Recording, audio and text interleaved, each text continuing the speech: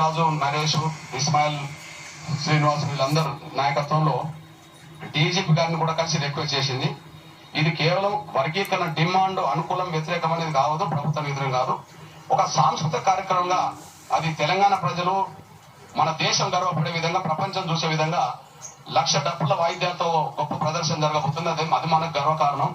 మీరు అట్లా చూడండి అంటే లేదు ఇచ్చే ప్రసక్తి లేదన్నట్టుగానే మాట్లాడడం జరిగింది. ఇది బహుశా కమిషనర్ అదే మాట అన్నాడంటే, డీజీపీ అదే మాట అన్నాడంటే ఇది ప్రభుత్వం ఉద్దేశపూర్వకంగానే ఆపింది అనేది, ముఖ్యమంత్రి ఆపిండి అనే విషయం కూడా స్పష్టంగా అర్థమవుతుంది.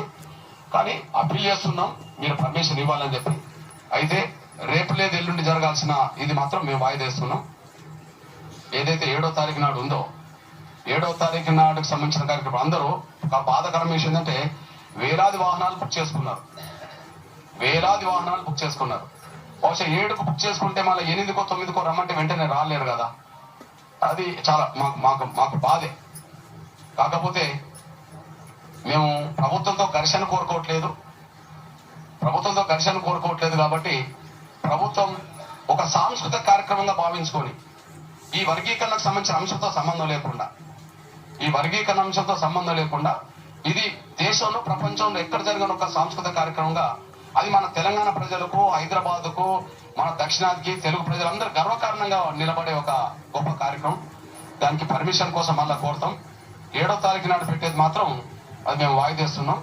మళ్ళీ ఒక అనువైన ప్లేస్ను 10 రోజులకో 15 రోజులకో ఖచ్చితంగా తేదీ రేపెల్లుండి మనం డిక్లేర్ చేస్తాం. కానీ మన ప్రభుత్వంతో ఒకసారి మాట్లాడి ఖచ్చితంగా పర్మిషన్ ఇవ్వండి అని చెప్పి మేము కోరుతాం. రేపు ఎల్లుండి నిర్వహించదలపెట్టిన ఆ కార్యక్రమాన్ని ప్రస్తుతం అయితే వాయిదేస్తున్నామని చెప్పి ప్రజలు గుర్తించాలని చెప్పి నేను విజ్ఞప్తి చేస్తున్నా. అయితే కార్యక్రమం వాయిదేస్తున్నాం కానీ డప్పుల కొనుగోలు మాత్రం ఇంకా వేగవంతం చేయాలని కోరుతున్నా. కార్యక్రమం ఒక 10 రోజులు వారం రోజులు వాయిదా ఉంటుందేమో కానీ తేదీ డిక్లేర్ చేస్తాం. డప్పులను మాత్రం కొనుగోలు చేసే విషయంలో చాలా ముందుకెళ్ళండి. ఈ తెలుగు రాష్ట్రాల్లో అన్ని షాపుల్లో అన్ని దొరుకుతున్నాయి కానీ ఈ వాయిద్యానికి సంబంధించిన షాపుల్లో డప్పులు దొరుకుతలేవు. ఆ కొరత బాగున్నది. ఆ కొరత ఎంత ఉన్నదంటే ఆ డప్పులను ఉత్పత్తి చేసే పరిశ్రమలు ఉన్నాయో ఆ పరిశ్రమలు కూడా ఆర్డర్ ఇచ్చినా కూడా అందించలేకుండా పోతున్నారు. అంటే అంత డిమాండ్ పెరిగింది. మళ్ళీ ఏంటంటే 400 దొరికేది ఇప్పుడు 700, 900 దాకా పోతుంది. అది సరే 1000 అయినా కొనడానికి సిద్ధంగా ఉన్నారు, కింద మీద పడి కొంటారు. కానీ అదైతే జరుగుతున్నది. దయచేసి డప్పులు కొనే విషయంలో ప్రతి ఇంటికి డప్పు కొనే విధంగా ప్రతి గ్రామంలో ఉన్న పడే కార్యకర్తలు, నాయకులు, ప్రజలందరూ కలిసి ఇంటింటికి డప్పు కొనుక్కొని రెడీ పెట్టుకునే విషయంలో మాత్రం మీరు సిద్ధంగా ఉండాల్సిందిగా